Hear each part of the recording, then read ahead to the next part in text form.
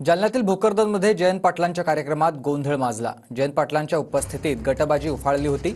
गोंधळ घालणाऱ्या कार्यकर्त्यांवर जयंत पाटील संतापलेले पाहायला मिळाले। नगराध्यक्षा सुरेखा लहानी यांचा भावी आमदार अशा आशयाचा पोस्टर युवकांना हातात घेऊन हॉलमध्ये झळकावल्यानंतर एकच गोंधळ माजला होता।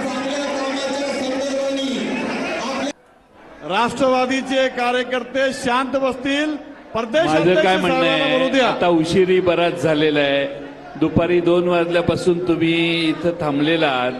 तुमचाही आता पेशन्स संपलेला आहे। त्यामुळे आता चांगलं भाषण राजेशभाई यांचं झालंय। माझ्या भाषणाचं काही फार महत्त्व नाही। त्यामुळे आता आपण सभा संपवूया। आता सभा संपवूया। जेवायची व्यवस्था केलेली आहे। तुम्ही सगळ्यांनी जेवण करून जावा आणि आम्हालाही वाढा। तुमच्यात काही शिस्त नाहीये, कळलं का? तुमच्यात शिस्त दिसत नाही मला। आय एम सॉरी टू से दिस। तुमच्यात शिस्त नाही, हुल्लडबाजी जास्त आहे। मला तुमच्या समोर भाषण करायची इच्छा नाही। आता खरं सांगू का, मला हे चालत नाही।